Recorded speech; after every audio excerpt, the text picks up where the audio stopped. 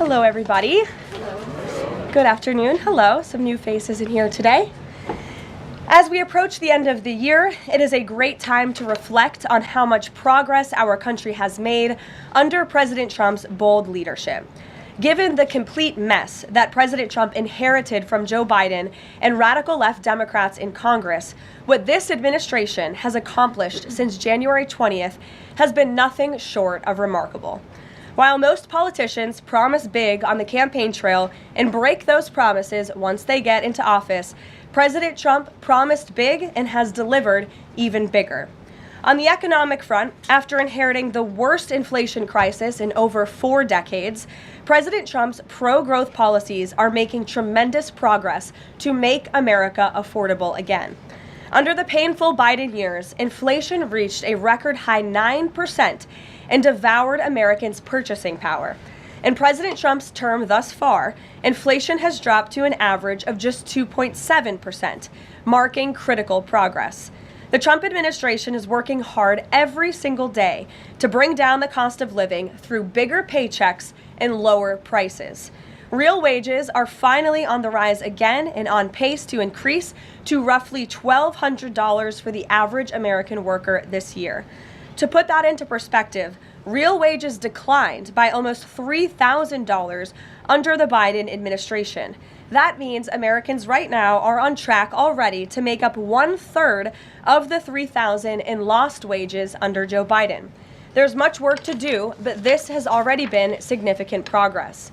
President Trump has also delivered resoundingly on his promise to end Joe Biden's insane war on American energy and make sure our country has reliable and affordable energy produced right here at home.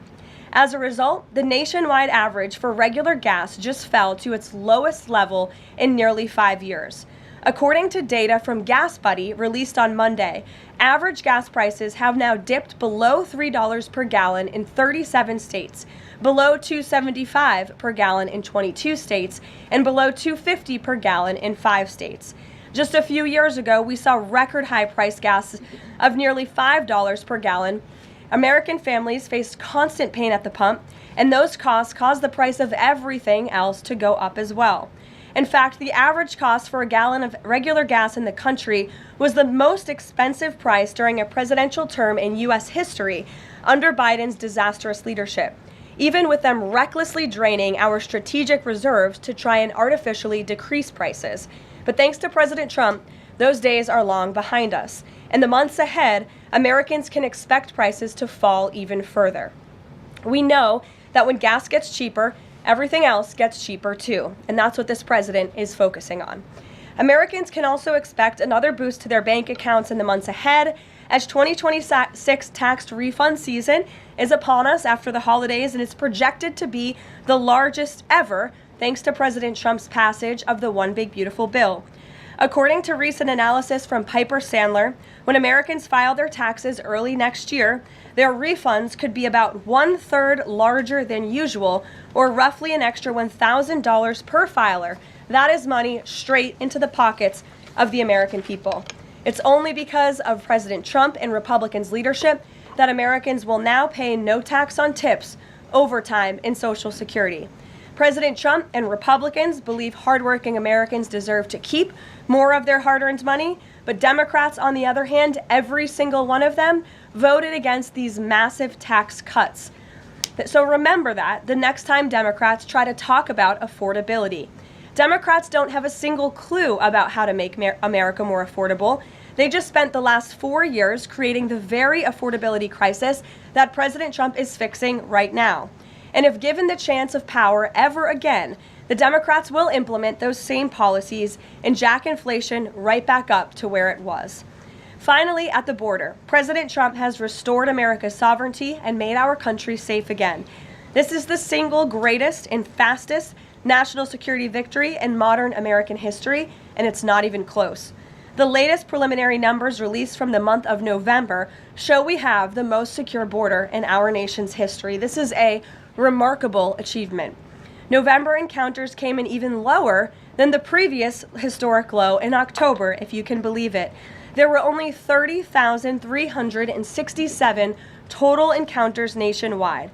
That's lower than the previous record set in October. And for the 7th consecutive month, U.S. Border Patrol released 0 illegal aliens into the United States. Let me repeat, 7 months of 0 illegal aliens being released into our country. This is a historic achievement, and it's one that every law-abiding American citizen should be grateful for. At this point in 10 months under President Trump's unmatched leadership, we've seen less apprehensions overall than we saw in just 1 month under Joe Biden. Again, let me repeat, in 10 months under President Trump, we've seen less apprehensions at the southern border than we saw in 1 month under the previous president. Again, remarkable results. All in all, the economy is back on track and ready to boom over the next 3 years. Biden's inflation crisis is over. Prices are coming down. Wages are rising. The border is fully secure, and America's best days are to come. President Trump has kept his word and delivered for the American people over the past year, and he will not stop fighting, as you heard from him directly this week, until our country and every state in this country is better than ever before. So with that, I will take your questions today. I know there's a lot of news. We'll start with our new media seat. Mr. Bowling, it's great to see you here. He's of Real America's Voice. He's also the host of Edge, his interview and commentary podcast.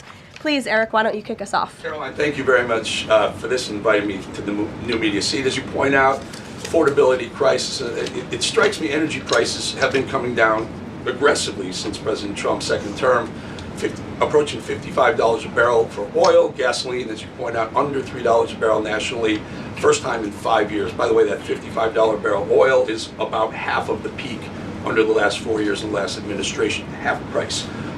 Wholesale prices come down, yet affordability crisis, a lot of the folks in this room, a lot of legacy media, some of the people in the front row, seem to want to call this an affordability crisis right now, forgetting the fact that over the last 4 years prior, we hit 9% inflation, wages, as you point out, were stagnant at best, sometimes had dipped. That's a real affordability crisis there, but they weren't really calling it that then. You point out how President Trump is changing the affordability in America, but how will he ensure that the legacy media doesn't flip the script and change it so that they're using affordability as their word, their idea, versus what the American people who know much better? Yeah, well, it's a great question, Eric, and it's a point of frustration for the president and for myself. I will say that's part of the reason I just kicked off this briefing today, setting the record straight with facts about the economic mess that the president inherited from his predecessor, Joe Biden. And he's focused on digging our country and our economy out of that hole every day. Things are getting better, and they will continue to. And President Trump understands better than any politician in this city the pain that the American consumer has been feeling for years now because of the last administration's policies. You heard him in the great Commonwealth of Pennsylvania this past week campaigning and talking to these voters, saying, I was elected to fix this problem, and I am fixing it. Don't forget who created it, and that's the Democrats. And I think when you hear the president talk about affordability, he's saying the Democrats are the greatest con artists in history because they are now trying to claim ownership of an issue that they created. And every data point and every economic metric does in fact show that the economy is improving. And so I do wish more people would report on those facts. I do wish that more people would remind the American public how we got here and why. It does not mean this president is discarding the feelings of the American people. He gets it better than anyone, which is why his entire administration has been focused on the issue of the economy and energy prices since day one. If I may Sure. follow up, it's reported that around 10,000 commercial driver's license operators have been pulled by your transportation secretary department. Will the president apply that same metric? For the reason was the operators weren't speaking or reading English to a level that was safely, people thought they would safely be able to operate trucks on our roadways. It's estimated in California around 40% of Uber drivers, Uber and Lyft drivers, don't speak English proficiently, and the number's 45% in Minnesota. Will this same rule or metric apply to the gig economy like Uber and Lyft? So I don't have any announcements on further regulations, if you will, from the Department of Transportation with respect to this issue. However, I will just reiterate the Trump administration's position is that truck drivers, particularly those driving big rigs on our nation's road and highways, who have a great responsibility to keep the American public and their fellow citizens safe, should be speaking English and should have an ability to read English proficiently.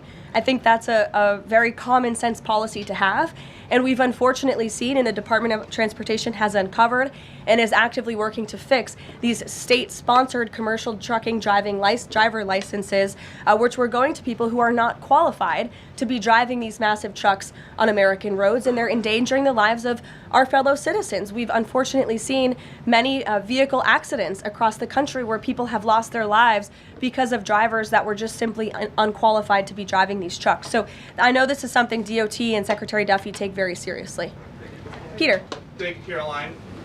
Based on the way that things stand right now, is Operation Southern Spear about drugs or is it about oil? What I will tell you, Peter, is that the Trump administration is focused on doing many things in the Western Hemisphere. The president has taken a new approach that has not been taken by any administration for quite some time to actually focus on what's going on in our own backyard. And there are two things that are very important to this administration. Number one, stopping the flow of illegal drugs into the United States of America, which we know has killed hundreds of thousands of Americans. The president promised on the campaign trail that he would demolish the foreign terrorist organizations and drug cartels around the world, especially right here in our own hemisphere, and you have seen that he is delivering on that promise.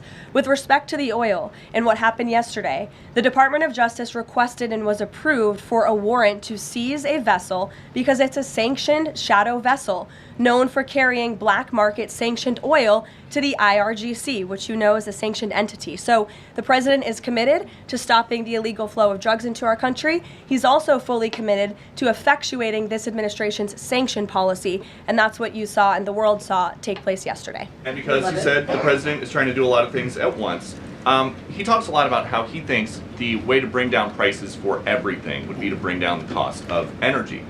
Would he use this seized Venezuelan oil to try to help Americans with affordability here in the United States? Well, what I can tell you right now, the vessel has been seized, as you know, and the Department of Justice did that in conjunction with the Coast Guard and the Department of War. The vessel is currently undergoing a forfeiture process right now. The United States currently has a full investigative team on the ground on the vessel, and individuals on board the vessel are being interviewed and any relevant evidence is being seized. With respect to the oil, that's a different issue. As you know, Peter, the vessel will go to a U.S. port, and the United States does intend to seize the oil. However, there is a legal process for the seizure of that oil, and that legal process will be followed. And just my last one on this. If President Trump launches a bigger military campaign in the Caribbean, is he jeopardizing a possible Nobel Peace Prize?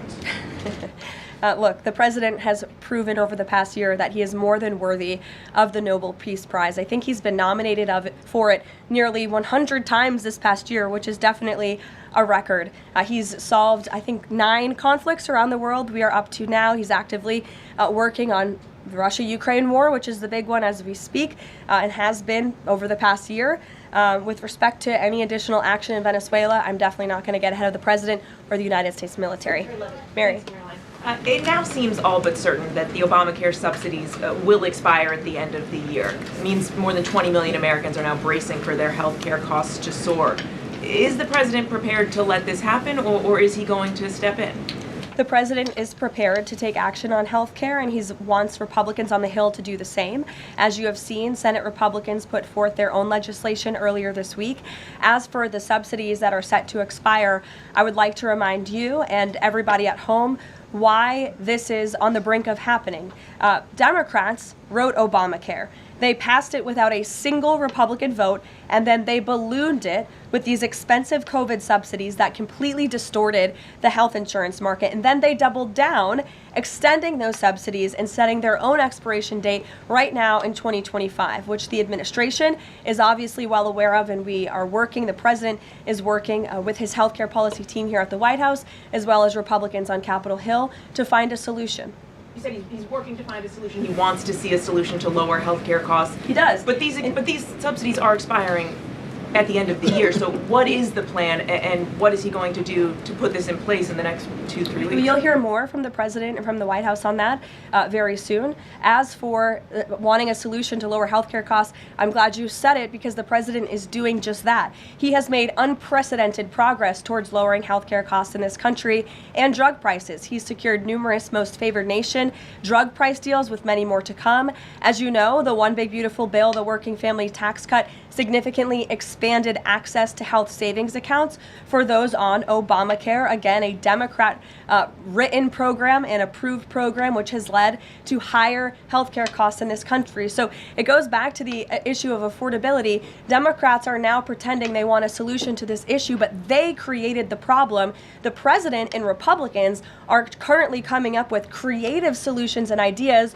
to lower healthcare costs for the American people, and you'll continue to hear more from them on that. Before these subsidies expire? I just said you're going to continue to hear more from the president and Republicans on this issue, I'm sure. Sure, Bloomberg, go ahead. Thanks, Caroline. The president said he was going to be holding a call with the leaders of Thailand and Cambodia. Have those calls taken place? Is there a readout you can share?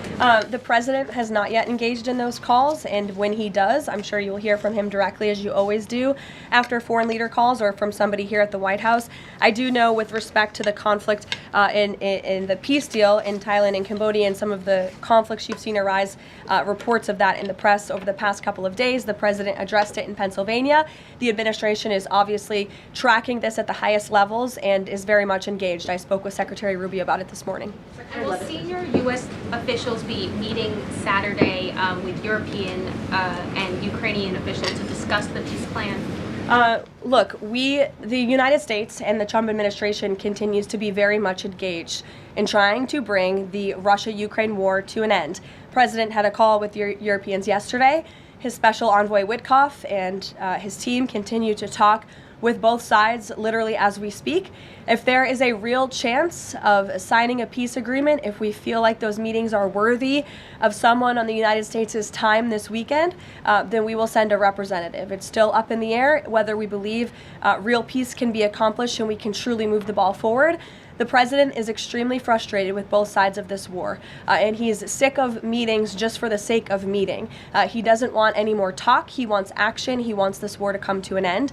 And the administration has spent more than 30 hours, just in the past couple of weeks, meeting with the Russians and the Ukrainians and the Europeans and speaking with them as well. So we'll see about the meetings this weekend, and stay tuned.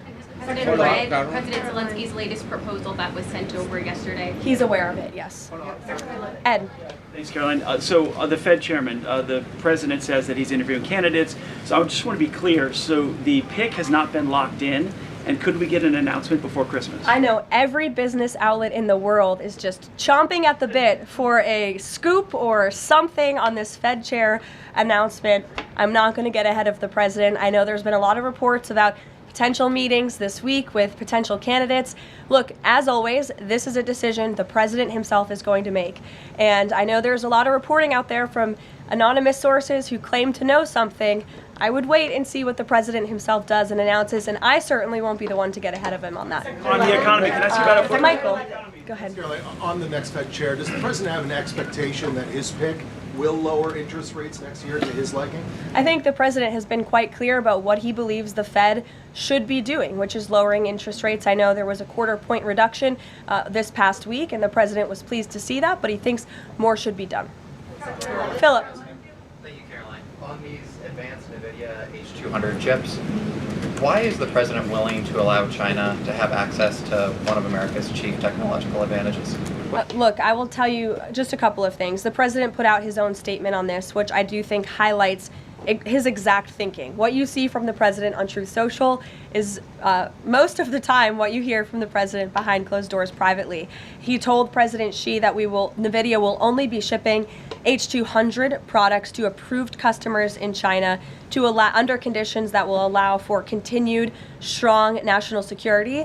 The administration continues to maintain a strict export control regime, and we are ensuring that the Blackwell chip and other advanced technologies stay right here in America, and these H200 chips will only be sent to China after undergoing a security inspection here in the United States. Elizabeth. Thank you, Caroline. New York City Mayor-elect Zohran Mamdani put out a video recently telling immigrants in New York City they have the right to stand up to ICE. Are you concerned this will inspire New York City residents to resist ICE operations, and what will the Trump administration do if this happens? The Trump administration is definitely concerned about the rise in violence, in attacks, in physical threats that we have seen against our brave men and women who wear the ICE uniform.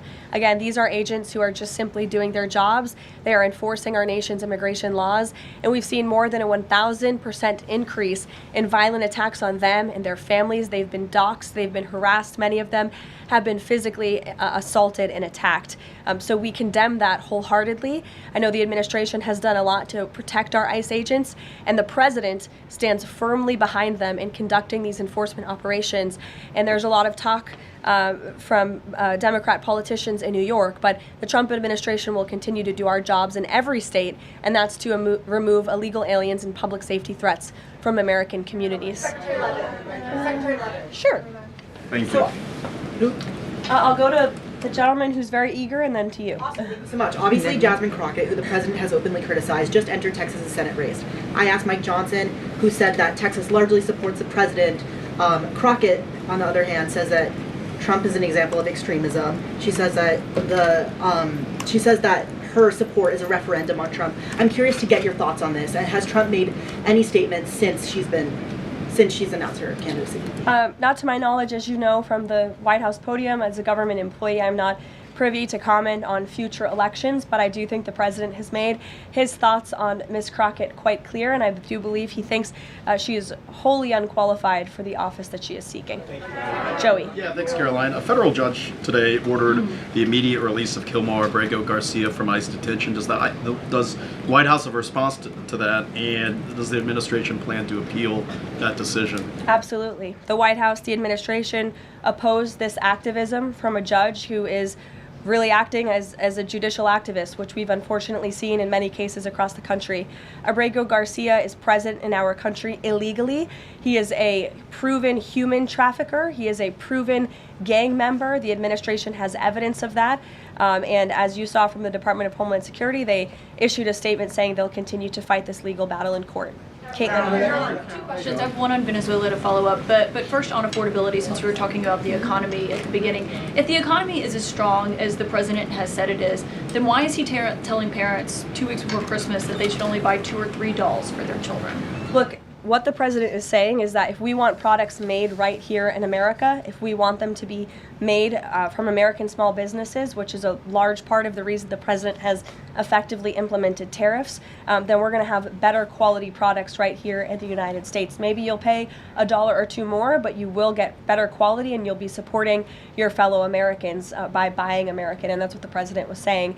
Again, with respect to affordability, every economic metric, Caitlin, and I wish you would report more on it, does in fact show that the economy is getting better and brighter than where it was under the previous administration. I will repeat, inflation as measured by the overall CPI has slowed to an average 2.5% pace. Real wages are increasing, roughly $1,200 for the average worker. Gas prices are down in almost every single state across the country. Again, in 22 states, it's below $2.75. You look at the tax cuts, those are going to go into effect next year. So the best is yet to come. The president is digging our country out of the economic hole that the previous administration put us in, and that's what he's talking about. It was a year ago, as you know, and grocery prices have been up. So we've covered the economy, but there's mixed signals in terms of what that looks like. But on inflation is down from where it was. As measured by the overall CPI, it has slowed to an average 2.5% pace. This is down from what the president inherited. The president inherited 2.9% in January. Today it's at about 2.5%. So we're trending in the right direction with more to come. And I would remind you, when President Trump left office in his first term, inflation was 1.7%. And the previous administration jacked it up to a record high 9%. So again, in 10 months, the president has clawed us out of this hole. He's kept it low at 2.5%, and we believe that number is going to continue to decline, especially as energy and oil prices continue to decline as well. It wasn't high under Biden. They're just saying it's not. Well, nobody reported on it being high under Biden. My predecessor was standing at this podium, but now you want to ask me a lot of questions about it, which I'm happy to answer. But I will just add, there's a lot more scrutiny on this issue from this press corps than there was. Well, and the previous administration said that too. My predecessor stood up at this podium and she said inflation doesn't exist. She said the border was secure, and people like you just took her at her word, and those were two utter lies. Everything I'm telling you is the truth, backed by real factual data, and you just don't want to report on it because you want to push untrue narratives about the president. Go ahead. I'm not going to take your follow-up. Go ahead. Is the White House optimistic about the upcoming redistricting vote in Indiana and what happens if it fails? We'll see how the vote plays out. That's a political matter and, frankly, a legal one, and I won't comment on it here. Brian. Thank you, Caroline. I'm going to go back to the Fed. I have two topics I just want to address with you. The first one on the Fed. The president did say yesterday that he was meeting with Kevin Warsh. This is your favorite story in the world, Brian. It is our favorite story. The president said yesterday he was meeting with Kevin Warsh to talk about the Fed chair, like interview for a Fed chair role. Can you just say how that interview went with him? I won't comment on private meetings without the president's approval to do so. And the second thing is on the Netflix Warner Brothers deal. The president did address this also yesterday. He said that he believes that the sale of CNN should be attached to that deal with Netflix or with Paramount if anything happens down the road with them. Can you just explain what the president's planning to do going forward to continue to make that case similar to what he made yesterday? Well, I think the president's comments yesterday about the sale of CNN and new leadership is evidenced by my exchange with the CNN reporter in this room. Their viewership has gone down, their ratings has declined, and I think the president rightfully believes that network would benefit from new ownership. With respect to this deal, he has great respect for both companies who are bidding against one another, and I won't weigh in any further than that. In the back, go ahead. Thank you. I wasn't calling on either of you, but I'll take both your questions and then to you. Go ahead. I have two questions. One is South Korea, one on the Japan. First question, the recent U.S.-South Korea trade fact sheet made no mention of agricultural product. Does the United States want to completely open its rice and beef market to South Korea? And second question on Japan. China is using its military power to surround Okinawa, Japan. Is the United States concerned about the military conflict between China and Japan? And what action will the United States take? Okay. To your first question on South Korean beef export to South Korea, I will check with our trade team and we will get you an answer on that. To your second question with respect to Japan and China, the president has a phenomenal relationship with the new Prime Minister of Japan, as you know. He was pleased to meet her when we went to Asia a couple of months ago, and they have spoken a few times since. They continue to be engaged with one another, and Japan is a great ally of the United States, as evidenced by their personal relationship and our continued trade relations with Japan. With respect to China, the president also has a good working relationship with President Xi, which he believes is a good thing for our country, and he believes that the United States should be in a position to have a good working relationship with China while maintaining our very strong alliance with Japan. Go ahead. Yesterday, President Trump was speaking about drug production in Colombia. He said that the president of Colombia better wise up or he's gonna be next. What was he meaning exactly? And the other thing is that President Gustavo Petro of Colombia responded to that statement by issuing a formal invitation to President Trump to go to Colombia and to see firsthand how the authorities in Colombia are fighting against drugs. Do you think that President Trump would consider that? Well, that's very interesting. I hadn't heard the news about that invitation. I will let the president speak directly to it on whether or not that's something he would entertain. But as for his comments yesterday towards President Petro, he has been saying some very alarming and frankly insulting things towards the United States of America, and the president doesn't like it. Yes, in the blue. Caroline? Yes, go ahead. Thank you. The president's been spotted out and about a number of times with bandages on his hands. Could you please explain what that is about? Secondly, he noted on Truth Social the other day that he had aced 3 cognitive tests. Could you please clarify when those tests took place? I can do that at a later date. I obviously don't have that in front of me. The president has spoken about that quite extensively throughout the years. As for the bandages on the hand, we've also given you an explanation for that in the past. The president is literally constantly shaking hands. The Oval Office is like Grand Central Terminal. He is meeting with more people than any of you even know about on a daily basis. He's also on a daily aspirin regimen, which is something his physical examinations has said in the past as well, which can contribute to that bruising that you see. Thank you, Caroline. Back to that oil tanker, just want to know, was this a one-off, or is it safe to say the administration is taking a more active look at the oil industry in Venezuela, whether targeting other oil ships or perhaps Venezuelan oil production facilities in Venezuela? Well, I won't broadcast any future actions from the administration, but I will just reiterate that the Trump administration is executing on the president's sanction policies and the sanction policies of the United States. And we're not going to stand by and watch sanctioned vessels sail the seas with black market oil, the proceeds of which will fuel narco-terrorism of rogue and illegitimate regimes around the world. Andrew? Thank you, Caroline. Two for you. First, when the president announced the farm relief program the other day, Secretary Rollins afterwards, right out there, told us that the program would be paid for by the Commodity Credit Corporation, an existing program. The president keeps saying that it's being paid for by tariff revenue. Why does he keep saying that if the secretary who's running the program says that's not the case? And also about his doll comments from the other night. The president's a billionaire. He's probably the wealthiest person to ever serve as president. Is it a good look for him to be telling parents, oh, you should only buy 2 or 3 dolls for your kids, when he's one of the wealthiest people in the country running the government? Do you think the people in that room in Pennsylvania who the president was speaking to don't know the president's a billionaire? I think that's a very well-established fact. And actually, I think it's one of the many reasons they reelected him back to this office, because he's a businessman who understands the economy and knows how to fix it. And he's doing it right now just like he did in his first term. Sure, go ahead. To the gentleman behind you, Andrew, yes, go ahead.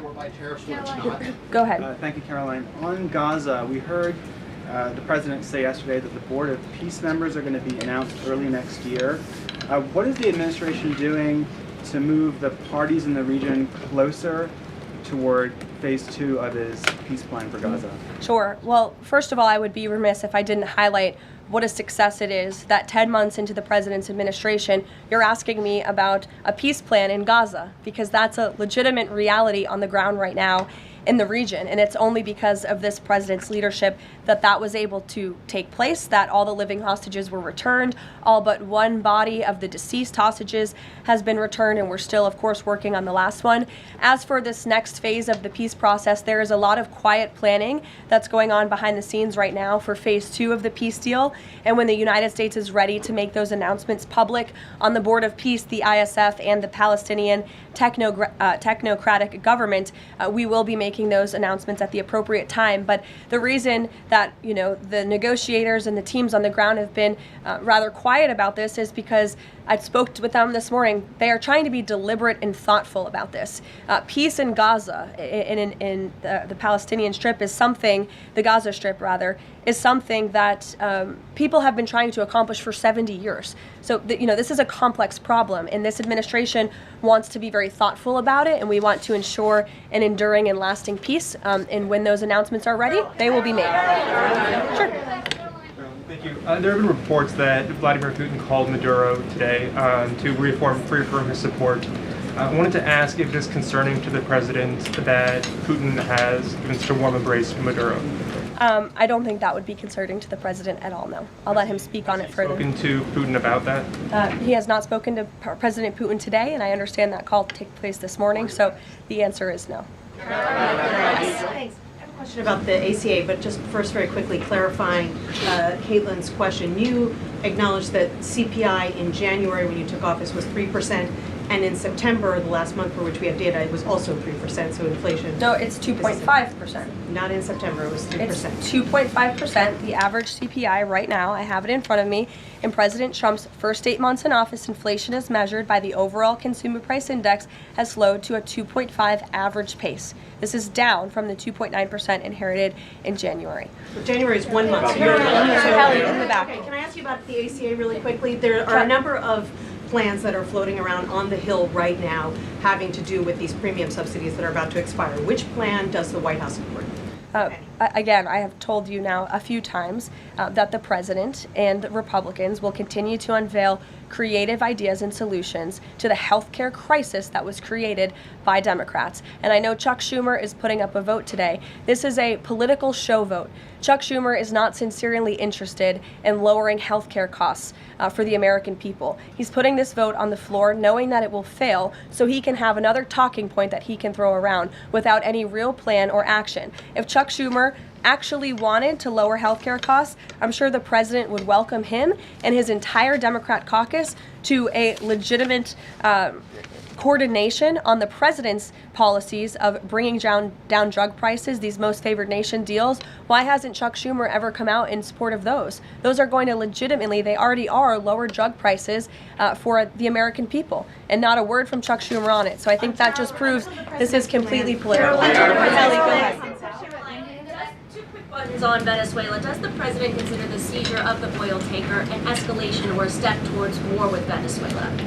I think the president considers the seizure of the oil tanker as effectuating the administration's sanction policies, which I've already discussed previously. Potential invasion or potential land strikes in Venezuela aligned with the president's supporters, the MAGA base, does it risk the potential for a prolonged war and U.S. troops involved in that? Prolonged war is definitely not something this president is interested in. He's been very clear about that. He wants peace. He also wants to see the end of illegal drugs being trafficked into the United States and taking the lives of hundreds of thousands of Americans across our country. And he's thinking about that every day here at the White House. With every drug boat that is taken out by this administration, we are saving thousands of lives by deterring those drugs and stopping those drugs from flowing into our country. You will all, excuse me, you'll all hear, excuse me, you will all see the president tonight. He'll be making remarks at the Congressional Christmas Ball, which will be taking place here at the White House. And later this afternoon, he will be signing some congressional bills and executive orders that we, as always, will keep you apprised of. Thanks, guys.